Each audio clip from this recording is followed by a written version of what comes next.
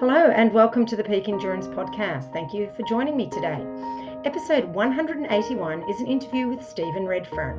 I've interviewed Stephen a few times, documenting his massive runs, and this interview looks at his most massive run to date. Stephen recently returned to Australia after participating in the Sri Chinmoy Self-Transcendence 3,100-mile race. In 1997, the spiritual teacher, athlete and humanitarian Sri Chinmoy founded the Self-Transcendence 3,100-mile race. The race takes place annually with runners running a 0.55-mile loop, or 880 metres or thereabouts, 5,649 times on the pavement around a sports field, playground and high school in the New York City neighbourhood of Jamaica, Queens. Runners have 52 days to complete the 3,100 miles around the half-mile block. To complete the run within the allotted time frame, participants must average 60 miles or 96.6 kilometres daily. The course opens each morning at 6 a.m. and closes at midnight, alternating directions each day, with the event being the longest certified road race in the world. Stephen and I discuss how he got into this epic race, what his goal was, how his race derailed, and how he fought back to keep running. An unbelievable tale of persistence, resilience, and ultimate self-triumph. Do you enjoy the pod? I assume you do, seeing as you are here with me today.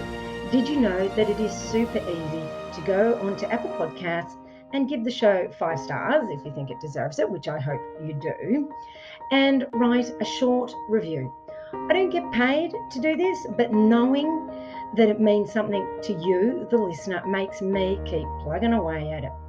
Also, reviews tell Apple Podcasts that people are listening and that they should show it to other people who are searching for podcasts. In this way, the podcast grows. The link to Apple Podcasts is in the show notes. Now, due to popular demand, I'm holding my goal-setting webinar again. If you want to get your goals sorted and streamlined for 2023, now is your chance. This webinar covers not only setting goals for the upcoming year, but for your training, but for your races as well, the actual in-race goals. We'll also talk about how to develop the habits that you need to help you achieve your goals. The webinar goes for around 90 minutes to 2 hours because, it's interactive with question time, so the time is variable. And you'll be given workbooks that you can work on with those and a recording of the event to go back to re-listen to everything and watch. All this for only $70. Go to the website, peakendurancecoaching.com.au, and head to the shop to register. Also, please don't forget to support the businesses that support this podcast, Health and High Performance, to keep those niggles at bay and get you back running healthy and strong. And of course, the best chocolate out there, as it not only tastes good but is good for you, Peak Chocolate. Go to peakchocolate.com.au to get 15% off some yummy chocolate that is good for you with the code Isabel Ross at checkout. I'm personally loving the energy chocolate bar when I'm running at the moment. 3 pieces, which is the serve, has 25% protein, 76 milligrams of caffeine, which is equal to 1 coffee, no sugar, and of course it tastes delicious. Now enjoy the interview with Stephen.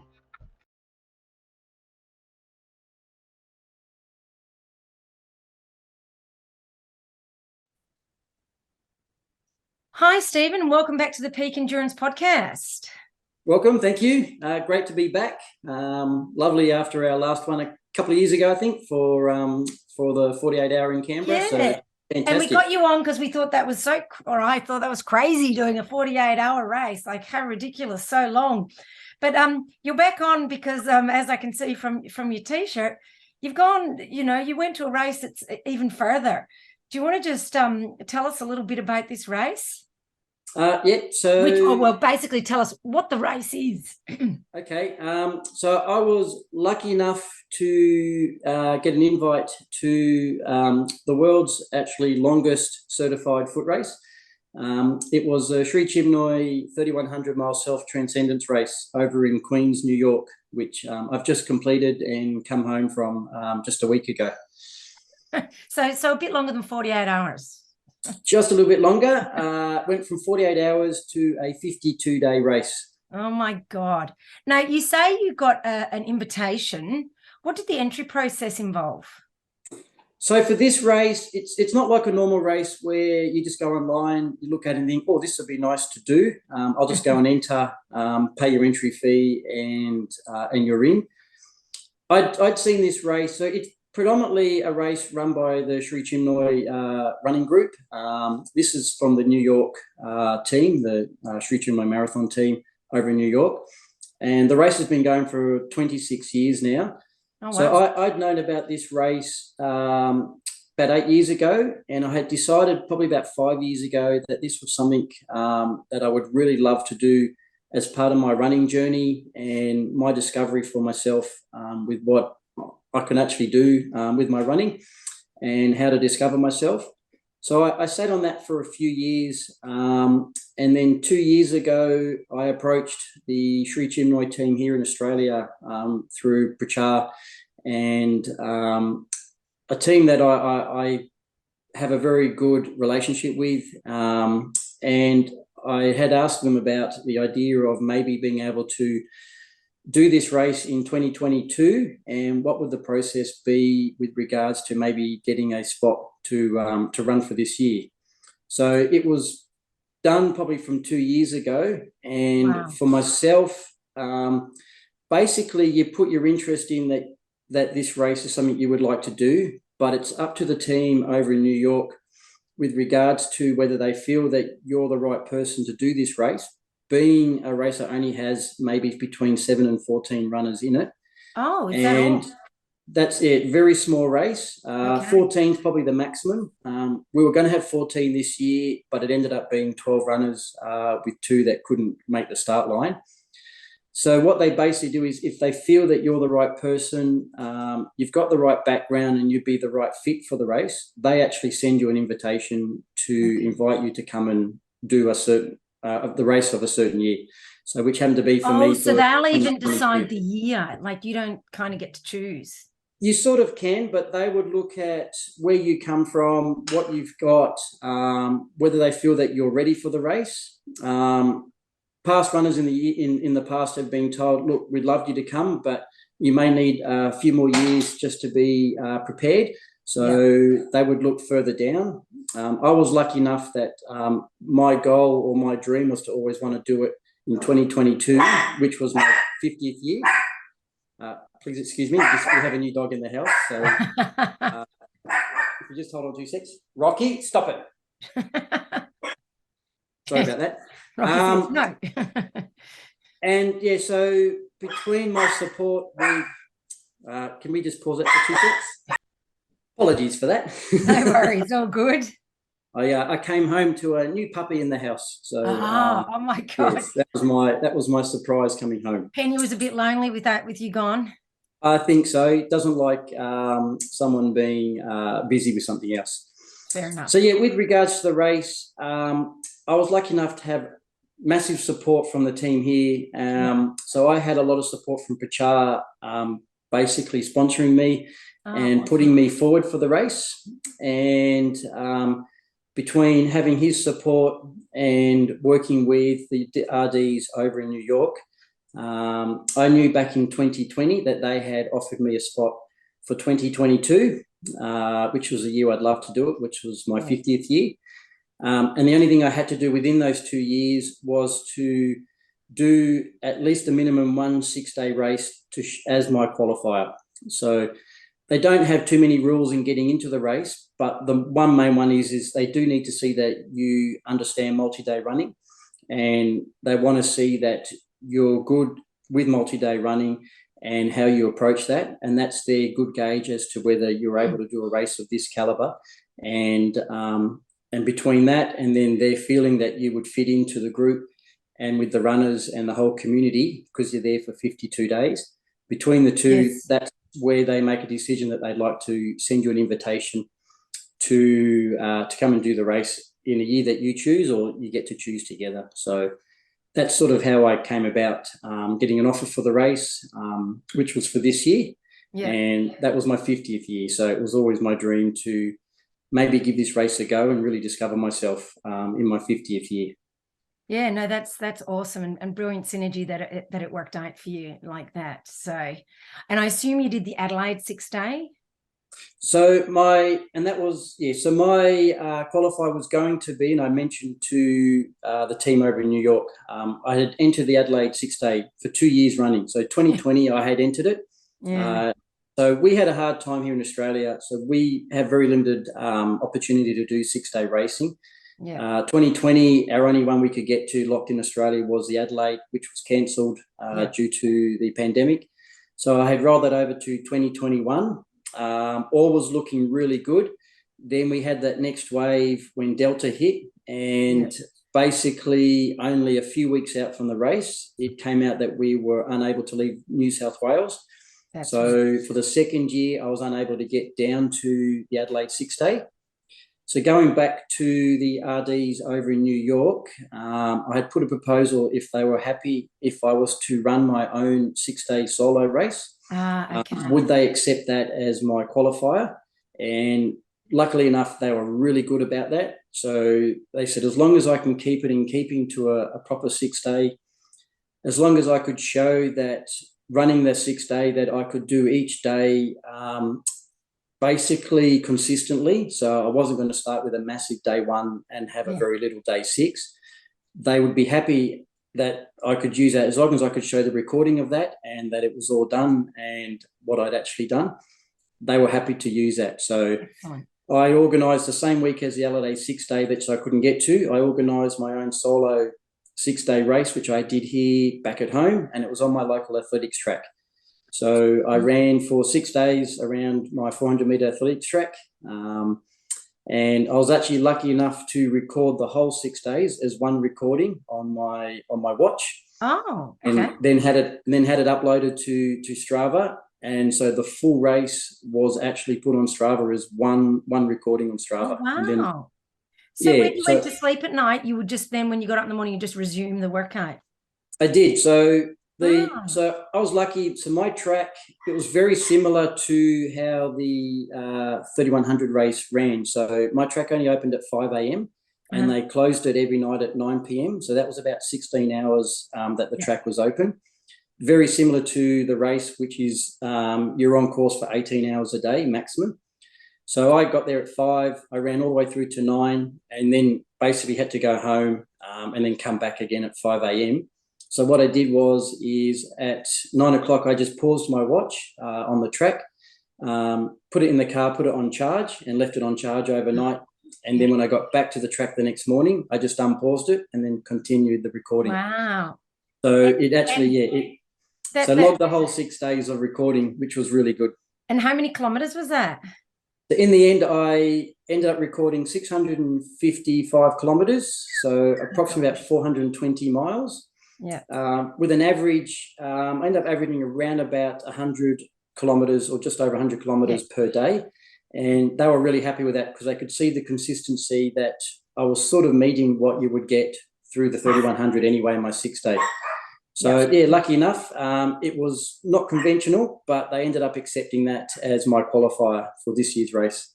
And I think, with everything going on, they kind of had to be a little bit more flexible, I guess, because it was not your fault. Yes.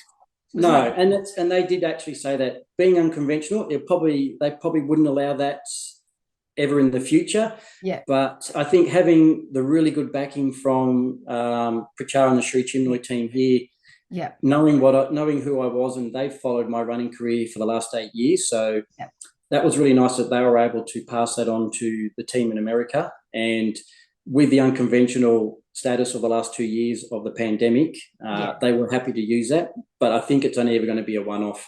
If I wanted to go in, which is fair enough, because they can't. It makes it too hard for them to, be checking everyone's different runs and all that sort of stuff. That's right. They really like. Ultimately, for most runners who do this race, if you can get to their 6 or 10 day that they normally put on in April, they prefer that only because, one, they get to see the runner.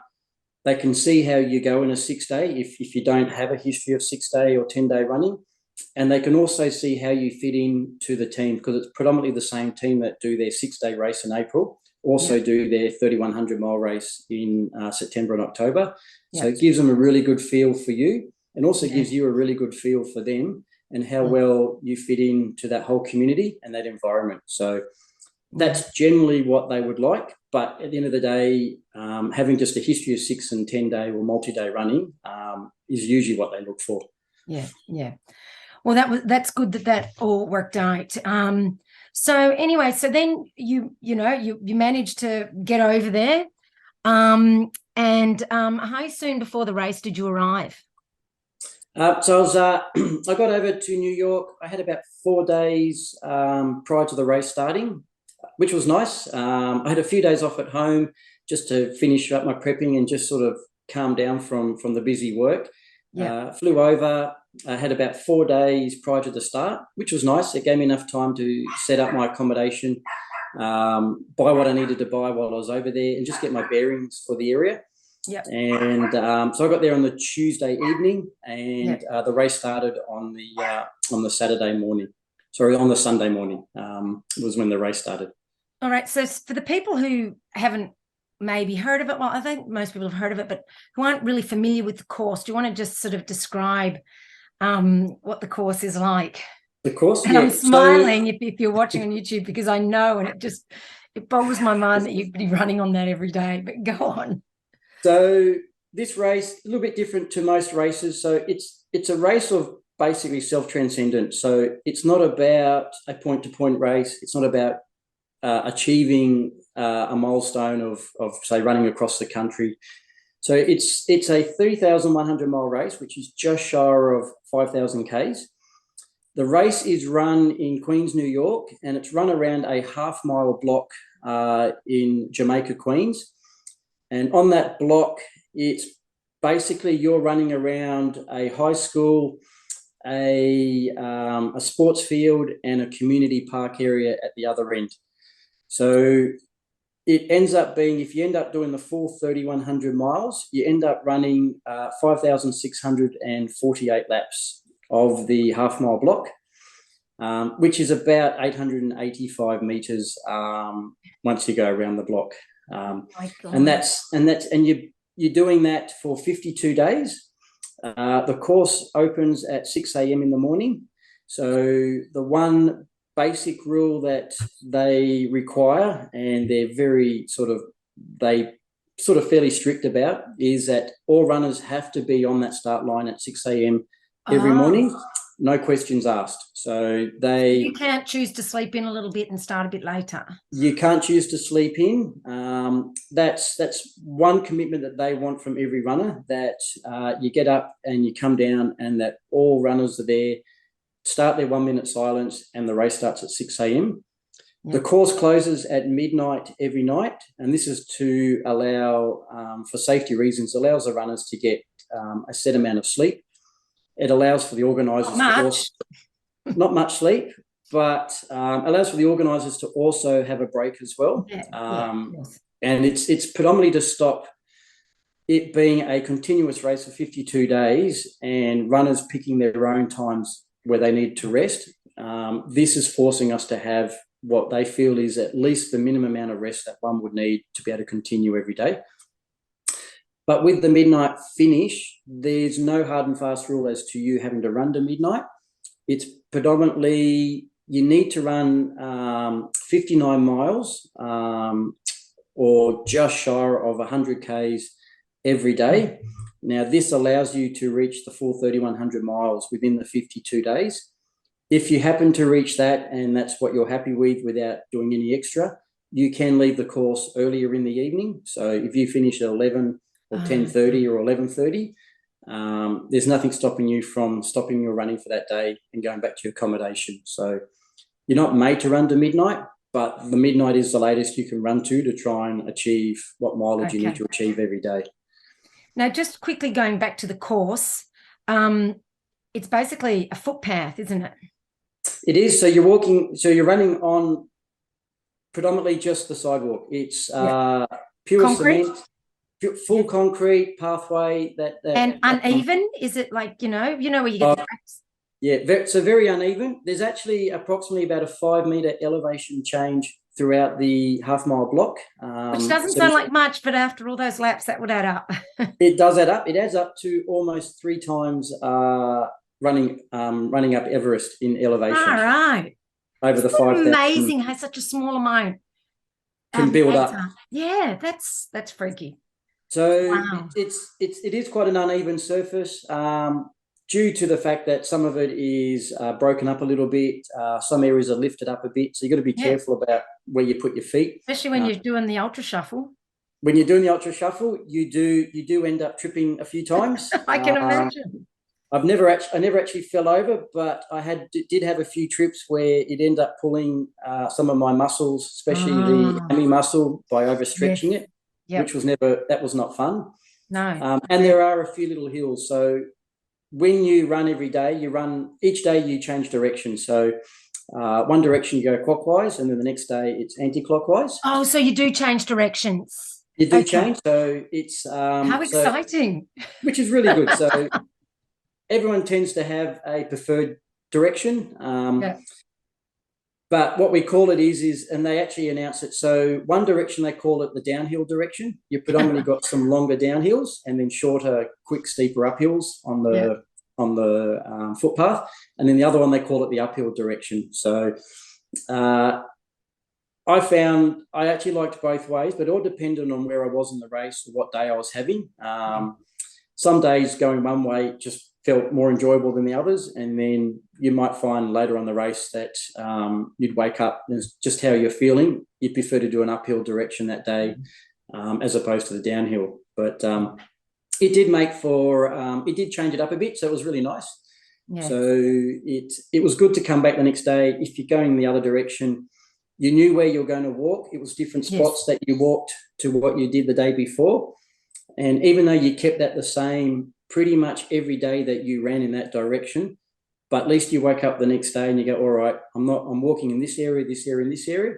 So that broke up your running lengths. It broke up how far you ran before you started doing walks, and also changed how long your walks may be or how short they may be. So it was good. So the variety actually worked really well. And you sort of looked forward to getting up the next day and knowing you're going to go in the other direction.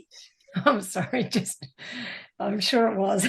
But it's still the same course. Anyway, did you go into it like with a strategy, as in how many kilometres, what sort of walk breaks you would have? I mean, obviously you designed your walk breaks to reflect the terrain as well, but did you have some sort of walk run strategy, and did you have a plan for how many kilometres you wanted to do?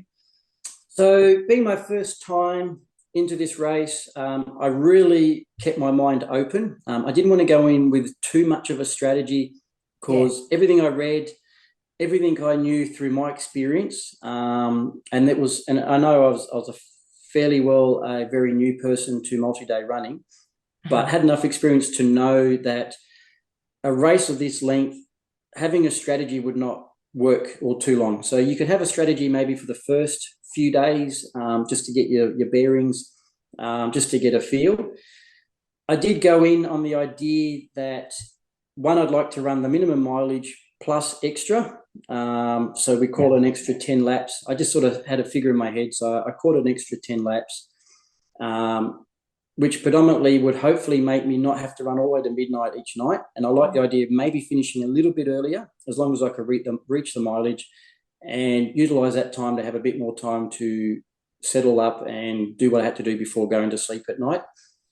And for the run-walk strategy, all I knew is I would never walk the corners. So I went in there knowing that I would at least run the straights and walk every corner, which most runners did anyway. And I did that from the very first lap on the very first day. So we took off, probably ran 100 metres, got to the first corner, and that was my first walk. And having that in your head straight away made it really easy to know that that's what you would do all day long each day, and even if you go in the other direction. Once we actually started running and realising where the rises were and the drops, you added in a couple more little walking breaks. So through listening to the other runners, getting their advice, and feeling the course, you pretty much knew straight away that on the backside going clockwise, there was 2 hills that you would walk up. The last corner before coming back onto the start-finish straight, there was a bend with a corner that went uphill, so you would walk that, and you knew that pretty much straight away that they were going to be your walking areas. So I'd sort of gotten that so quite early in day one, and that pretty much stayed for me for the whole 52 days. And where I could run, I would run, and even most of the 52 days, I would always run where I could run, and definitely walk where I could walk. And that's sort of how I started. Kept it open, and then everything was very fluid. So it actually just grew as the race grew with how you would tackle it and how you felt every day. So whether you felt good and you knew you were going to have a really good running day, or you could turn up and not feel good the next day, you might have a few issues, and knew that there was going to be walks in there. So that would just change how that day would go. Yeah, I mean, I can imagine with such a long time ahead of you, anything can happen. So there's no point in having hard and fast rules and too much strategy, like you said. No, even what I did have already in speaking to my helpers that I had, I knew straight away that that wasn't going to work. And as I mentioned to them, it was more about communication between myself and them, and we'll just be open and fluid. And what we might have on, say, week 2, by the time we got to week 3, because temperatures had changed, how you felt changed, even your strategy changed week for week or even day for day. So was there anyone who walked the whole time? There was. So we had, so when we got the 12 runners in the race, predominantly there was, so out of all the runners, one of the runners, Nabasha, he had to start 3 days later because unfortunately he had come down with COVID 2 days before the start of the race. Okay. Part of the race rules was because they're very, very strict with not having it go through the community. Anyone that has the virus had to isolate for 5 days before they're allowed to actually come and join the race. So for one runner, he had it 2 days before the race started, so he couldn't start till 3 days later. So there was 11 of us that started. Out of the 11 of us, 2 runners and under and Kaninika, basically within 2 or 3 days of the start of the race, for whatever reasons for both of them, they had started walking, which predominantly they ended up walking for the majority of the race. They do it for their own reasons. For Ananda, he does it through his heart and how he feels. And he's actually run the race 17 times. Not always finished the full distance, but he's always finished the full 52 days. Yeah. So for Ananda, it's not so much about getting 3,100 miles, but it's about the journey for him. Now, if that includes walking, he's really happy with that, and that's the journey that he does. For Kaninika, she was coming back. Now she holds the record for the fastest time for a female. Was coming back to run the race, and for whatever reasons, a few days in, she was unable to actually really run in that race, and it ended up coming back to a walking race for her, and she predominantly walked from that point all the way through to day 52, which in my mind has an amazing ability to be able to have that focus. As it is, walking all day, every day actually ends up being harder than actually running in that race. So why is that? More because you don't stop. So when you walk, you want to try and reach a certain mileage as much as you can. Now, you may not actually end up reaching the minimum mileage, but you want to try and get as much as you can. So there's very, very little room to stop and have breaks and take it easy. And also with walking, there's no change. No, that's right. What I found with running is the best part of running is you still have that run walk. So you're forever changing your speed, your style, and using different muscles throughout the day, which was actually like mini recoveries all day long.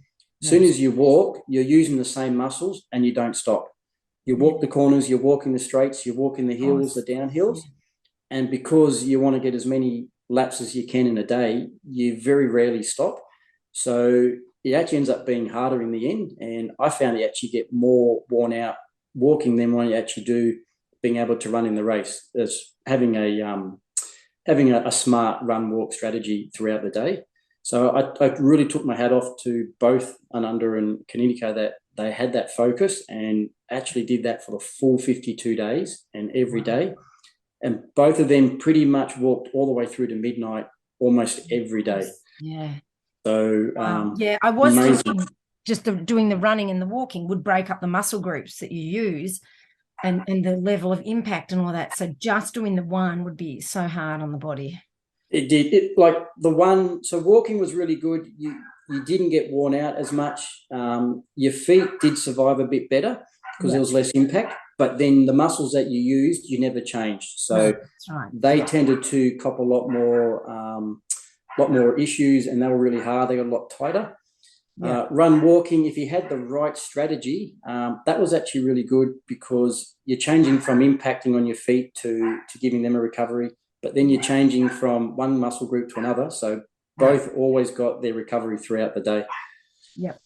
Now, you talked about because you were running, you could have little breaks and that sort of thing. How often did you have a little break? And did you actually sit down? You did, yeah. So I had my strategy was to have 3 breaks in a day. So I found the best. I started with about 6 hours before a break, and after about 2 weeks, I realised that was probably too long. I had changed it for the rest of the race. So I went down to 4 hours for each break. So I had 3 breaks in a day. So predominantly around about 10 in the morning, 2:30 in the afternoon, and 7 in the evening. With those 3 breaks, you would actually, you'd have a bit of a sleep. So I was having a 10-minute sleep at each of the 3 breaks. So you were given a spot in a caravan. So everyone had a spot where you could have a table set up outside, and then you got a bed inside the caravan on the inside of your little aid section. And with that bed, so I would lie down, have a 10-minute sleep. You'd raise your legs up for all 3 of them for the whole time. So it was like a mini recovery on your legs as well. And it's amazing what that 10-minute sleep would do. You'd actually fall asleep. Even at 10 in the morning, you'd only been running for 4 hours. Yeah. You lie down, cover your eyes up. I'd block my ears, and surprisingly, you'd actually fall asleep for 10 minutes. Yeah. And sometimes it actually felt like that you'd been asleep for half an hour. It was amazing that you could do that. So I found my breaks would probably last from start to finish. I would do a clothes change, have a 10-minute sleep. And because of what I had a few issues. I always had to do a little bit of foot care. So each break also included a bit of foot care and a shoe change. So my breaks would probably last 30 minutes. So from start to finish. That's pretty quick though. It is, yeah. So some days it went a bit longer. We tried to keep it about 30 minutes. So you would try and lose as little laps as possible.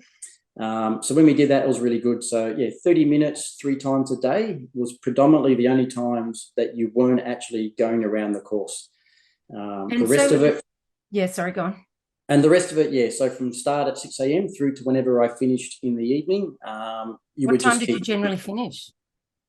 With my race, I had a lot of ups and downs. So sort of knowing a bit of my background to what I had in the race, my finishes changed from anywhere from 7, 8 in the evening when I was forced to stop due to my feet issues, through to when I was doing the full mileage. It would be between 10:30 through to 11:30 in the evening, with a couple of times when I had to do a bit of walking in the day. There were days that I would finish at 10 minutes to midnight, just to try and get as much of the mileage in as possible. But predominantly... And were you able to sleep after that? Like, I know what I'm like after I've been on my feet all day. I'm all twitchy and horrible in bed. How were you?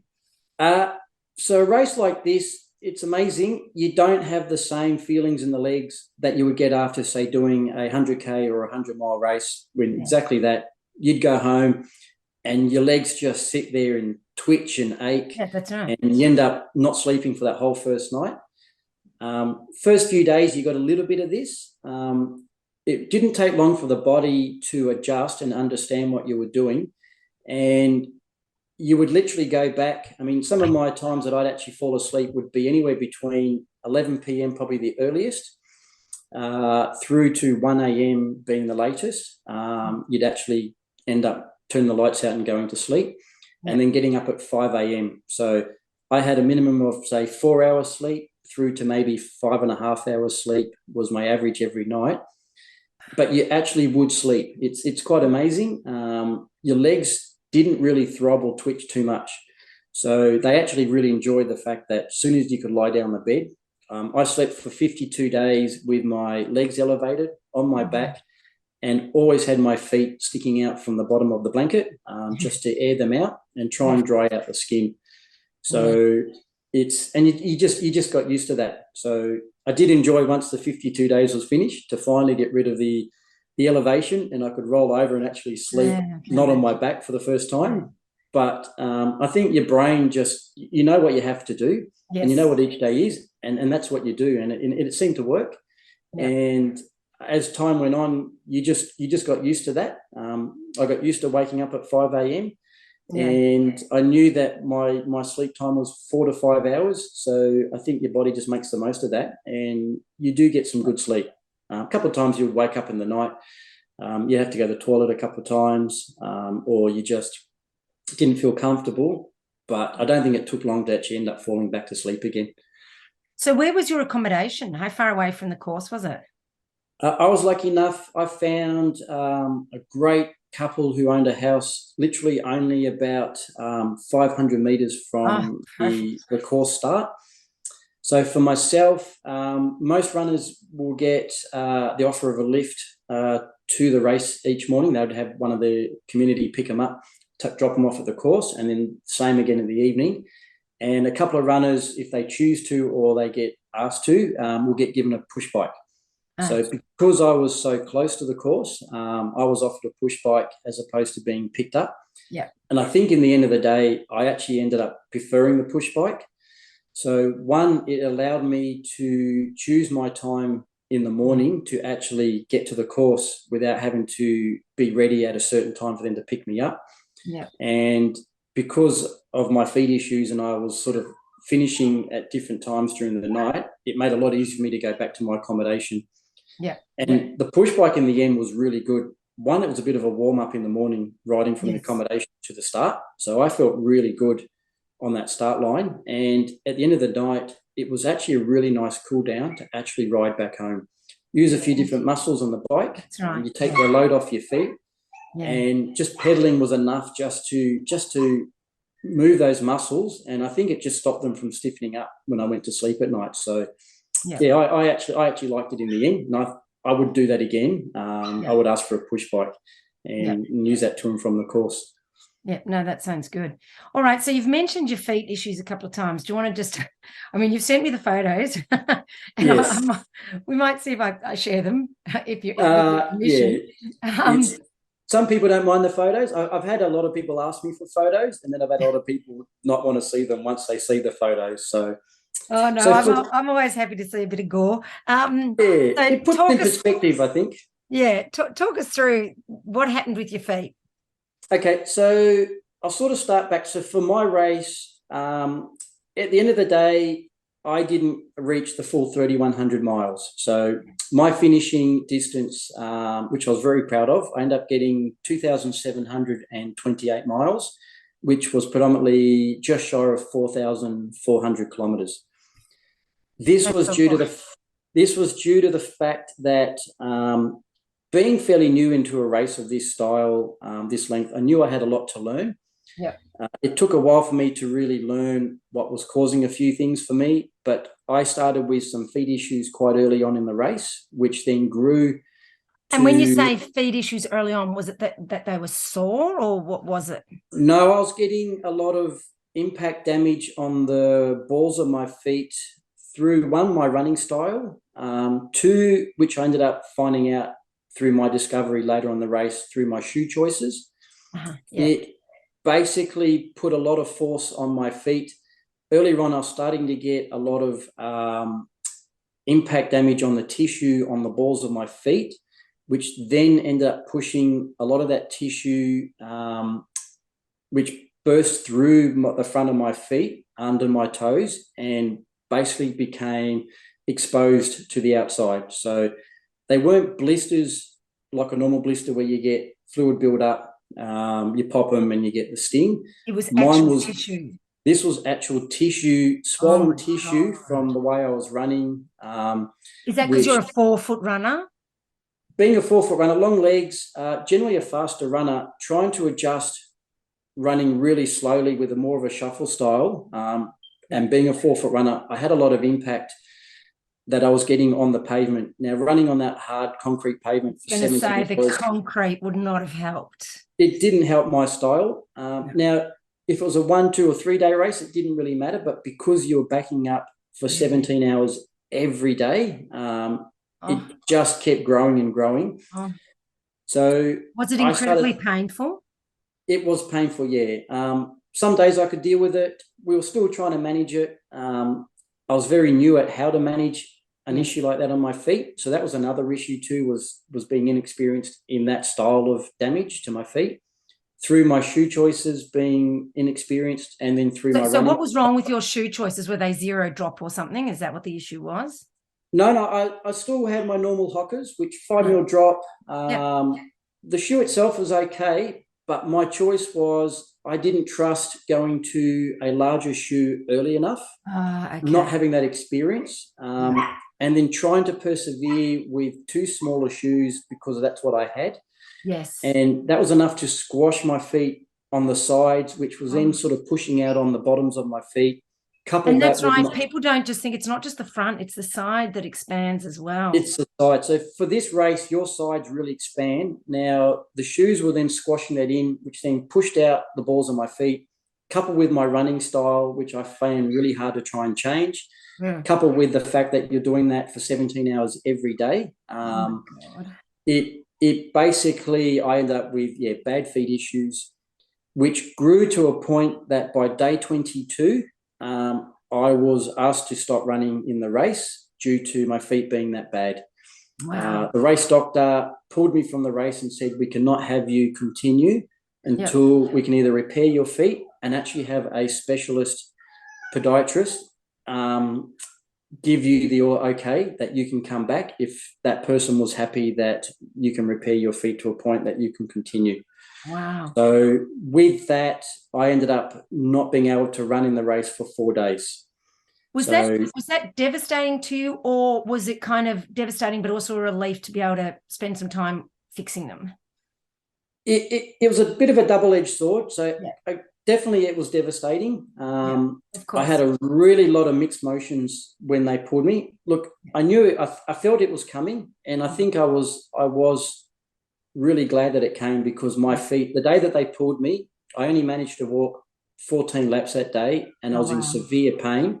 And that's why they stopped me, checked my feet, and then wouldn't let me continue. And it felt I ask, were painkillers allowed? Did you take any painkillers? So painkillers are okay. So the doctor is happy that you can take it, because you got a lot of tendon issues and inflammation. So they do allow that, because it's such a long race, because you can manage and you're not going very, very hard every day. Your body can manage that, and we're all smart enough to know how to manage that properly. I had been taking painkillers. It was incredibly painful, even with painkillers, basically. No, I'd actually stopped. So I had been taking them on and off just for my tendon issues and other stuff. And I think what I didn't realize is it was masking the pain in my feet issues. Yes, of course. So a couple of days before day 22, I had decided in myself, I'm not going to take them anymore. And that was really what decided that I did have bad feet. And it was then telling me through the pain in my feet by day 22, which was 2 days later, that something wasn't right. And it felt like I had 1,000 pins being stuck into my feet every time they hit the ground. So I got stopped on day 22. I was lucky enough to see a podiatrist in Manhattan on day 23, so the next day. My feet had about 27 hours of recovery, so that they were actually cleaned, dried, elevated for 27 hours. And really lucky that I'd actually already formed a nice skin over the top of the damaged area within literally 1 day. Wow. So the podiatrist saw that. So she had a picture of the feet the day before, which is the picture you saw. And then she got to see the actual feet 27 hours later. And she was happy enough to know that my feet could repair. So she turned around and said a recommendation of a minimum 5 days off course. And she would be happy to allow the race doctor to allow me back to continue, as long as the race doctor was happy. So we went back. We managed to convince the doctor for the race if we could reassess after 4 days. Because I was going to say, I thought you said 4 days. Yeah. It was 4. It should have been 5 days. So the race doctor was happy that we reassess after 4 days. If I was happy myself, if the feet looked good, she would allow me back a day earlier, but on a shortened day, and then we could just assess how the feet would go. So all in all, I lost 4 days of running. We came back on the Thursday after being pulled on the Sunday. Yeah. And that Thursday I ran to 7 p.m. and the feet survived actually okay. And we sort of then continued from there. So I ended up running for the next 26 days, which got me through to the end of the race. But knowing the issues I had to do with my feet, my management coming back onto the race and losing the 4 days, I knew in my heart that the distance in the end was not going to be achievable. Yes, that's right. A lot of the community and the runners were so ecstatic for me to come back. Now, on paper, I could have achieved still the 3100. It was still possible when you looked at it theoretically that I could do it. But that would mean that I would have to have come back on day 26 with perfect feet and been able to run the full distance plus extra mileage every single day. Yeah. Now, I knew with my feet that we were basically managing them right on the edge for the whole race. So I knew myself that only the 3100 was not achievable, but my real goal was, and it was always going to be my goal going into this race, the commitment was to do the full 52 days. Yeah. For this race and for the actual Sri Chinmoy group over there, that can almost mean a bit more than actually reaching the distance, because it's about that commitment. And it's about keeping going even though you know you're not going to make the distance. It's about keeping going. Now, that has a lot to do with your heart, your head, your focus. For a lot of people, a lot of running, if you know you're not going to reach the end of a race, often you feel, what's the point? Yes. So this is about looking past that and looking as to why you're doing this journey. And that's why the 52 days can have a lot more meaning than just reaching the mileage, because that can end up being hard at the end of the day. Keeping that focus going, knowing that, as you said, you're not going to reach that actual race distance that was set from the start. So, and what did you do on the 4 days? Like, what did you hang around the course anyway to have a look, or did you just sit in your room, or what did you do?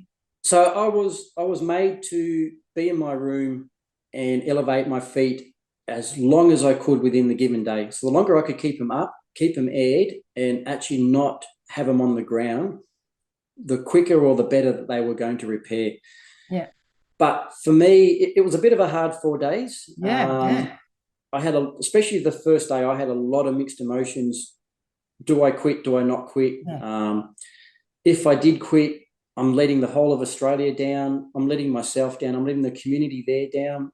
Not that you would have been, but I understand the feeling. Oh, the feeling was there. You really felt like the way this race is, it's amazing how much you would feel you'll be letting everyone down, and even the runners on the course. So you're like a whole team. Yeah. And even for them, when I wasn't there, they could see that there was a broken team. So even for them, it was hard for them not having me there. And they were really wanting me back as well, because they want to support me and I'd like to support them. So that very first day, not knowing what the podiatrist was going to say, knowing that my feet were really bad, do I want to go on? I do. I don't want to let anyone down. I was going to let Fiona down, who was helping me at the time. I knew I was going to let my parents down, who hadn't even arrived yet, who were going to be helping me out for the final 3 weeks. Yeah. So that's, I had a lot of mixed emotions day one. So 2 things that really kept me motivated was, one, having Fiona Hayvice as my helper during that period. She was really, really positive and kept me going positive. And so who is Fiona? Is she from Australia or is she an American? So Fiona's New Zealand. So she's probably one of New Zealand's top runners. And she had offered to want to come over and help me and really get to be a part of this race and the experience. And she was amazing, absolutely wonderful. We're very similar in our running style, so she really understood me, really understood how to crew for me. Yeah. So she kept me very positive during that period of time. then with the podiatrist the next day saying that she was happy for me to come back, that then did change my mind and gave me more of a positive approach to wanting to come back and continue to the end of the race. So what we did for the 4 days that I wasn't allowed to run was I still got up at 5 a.m. every morning. I still put on all my running clothes, rode down to the track, and I stood on that start line with all the other runners, knowing that I wasn't allowed to run. But that was the commitment that was given to us, that they wanted us there every morning. Yes. I was given the excuse, I was excused from being there for those 4 days if that was what I needed to do. But I felt that was my commitment to all of them. So I still turned up. And it kept you in that routine as well, I would imagine. It did. So I did not miss one morning of waking up at 5. And one thing that really made me feel proud was I didn't miss one morning for the whole 52 mornings standing on that start line. That's great. Even though there was 4 days I couldn't run, yeah, but I still had 52 days on that start line. And it was very lifting for the other runners. So they were really touched that I was still there, knowing how hard it was for me not to actually run off with them and having to just hang at the race hub. And every day for the 4 days, they would all ask when I stood there, "Is this the day you're coming back?" And I'd have to say no. And then on day 4, on the Thursday, I stood there, and it was the only difference to that day was I had running shoes on instead of my recovery thongs. And they looked down and they all smiled and went, "Is today the day?" And I said, "Yes, it is." And they were so happy. It was amazing. And that just boosted my spirits through to the next level. Yeah. So, and I think between that support and that community spirit, that's what kept me going and wanted me to actually do the next 26 days, all the way through to the end of the day 52, and still having to manage my feet, which were good on some days and could be really bad on other days. Yeah. But we managed it and we worked through it. And did you get more shoes? Like, did you buy some bigger shoes or something? Like, did you use that 4 days to buy up big? Not through that. So what I did was, I'd already started to realise by then, even though it was too late, I had started changing into larger shoes. So I was still using the Hockers at the time. I'd gone up a couple of sizes and I'd gone to all wides. And it seemed to work, which did go for the next at least 3.5 weeks. So they worked all the way through to about 2 weeks out. So I was about 14 days out from the end of the race. And my normal size is about a 9.5 standard for, call it a Hocker Clifton. Yep. I was then running in 10.5 wides, which was what I was using for that sort of predominantly for those 3 weeks.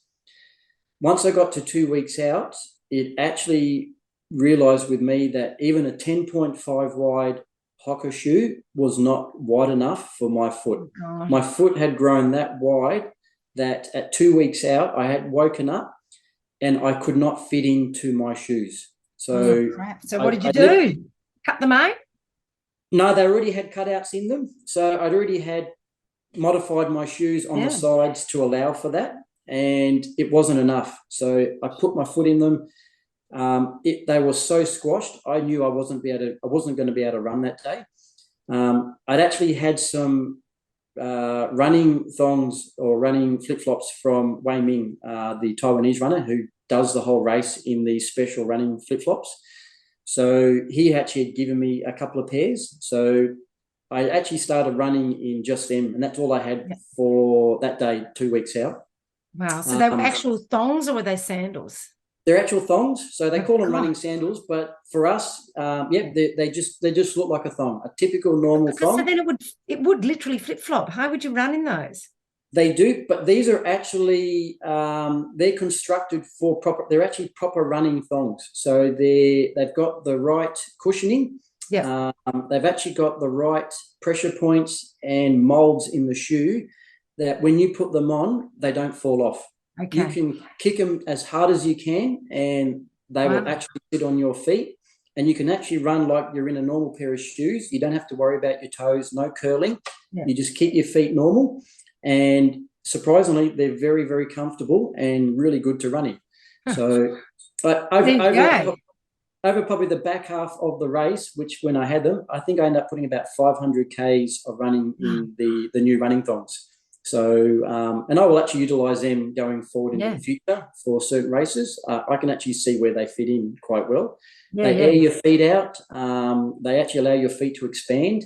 They take a lot of heat out of your feet. So they're really nice recovery while you can actually still keep running, not having the shoes on.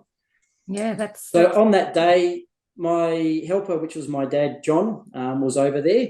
He started asking around a couple of the other runners, and I was lucky enough to have Susan Marshall, the New Zealand female runner, who had a large pair of Ultra Torrens 5.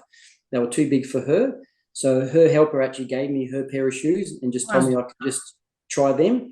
Now, as we know with Ultras, they're a really wide front toe box, but they are a zero drop, so very different to what I'm used to. Yeah. So what we did was we threw my heel lifts, which I normally run with a heel lift in my shoes because of my running style. We threw them in the Ultras. I put them on, and they were like heaven. I couldn't believe it. I finally had a shoe that my foot fit in. They weren't sore. The heel lift worked really well. They felt fairly similar to what I was actually running in with my normal shoes, just a different style of cushioning. Yeah. And off we went for that afternoon, and ended up running the rest of the day in these shoes, and realised that they were going to work for me to the end of the race. So we ended up buying a pair myself the next day, and I had them delivered 48 hours later. Yeah. And then I actually had a second pair, another runner, Kaninika, who ran in Topos. She had an older pair, which was predominantly my size as well. And I tried them on the next day. Again, they were really good. Same style of front toe box like the Ultras, but with the same cushioning as like your Hoka Cliftons. So they worked really well, and I was able to utilise them without my heel lift, and that kept the Ultra Torrens and then also the Topo Spectors. It actually kept them both exactly the same. It made them both roughly a 5 mil drop style shoe. Yeah. One just had more cushioning. One was really good for a shuffle style. And I ended up buying a pair of them as well. And they were the two shoes that I ended up finishing the last 2 weeks of the race in. So when did you use the sandals? Just on and off. So what I would find is the sandals are really good. I might run for about 3 hours in a pair of shoes. Yeah. Now, with my feet issues, after about 3 hours, my feet were starting to heat up, and that would soften the skin and actually make my feet quite sore. Yeah. So I would predominantly maybe do the last hour in my 4-hour session. I would take my shoes off and put the running thongs on. And that so was really they zero drop? I'm not too sure exactly what they are. They do have a bit of a drop in them, so they're actually cushioned, but they may be like only a 15 mil or a 12 mil base to them. But the cushioning, even though quite firm, not much different to what I was like in my Ultras. Oh, there you go. Very comfortable to run in. Yeah, so they didn't feel like they changed too much with your muscles in your legs. The only thing you found is too long in them, if you weren't used to them, is your knees would feel it after about an hour. It puts a little bit more strain on your knees, just because they're a bit thinner, and they're quite a firm cushioning in the shoe. So I would probably use them for about an hour towards the end of my 4-hour running block, and then that was a nice way just to air the feet out, cool them down before I'd go into my half-hour break at each session. So that sort of did that on and off for the last 2 weeks, and they were really good too in the rain. So what I found is I could leave my socks on, which I predominantly run with Injinji socks, so the toe socks. So they would work on the running thongs. Now in the shoes, because we had a lot of rain at this race, the shoes would just absorb the water, your socks would absorb the water, and you could actually feel the water sloshing in your shoes. So at some point it was just, I wanted to take them off because it wasn't good for the base of my feet.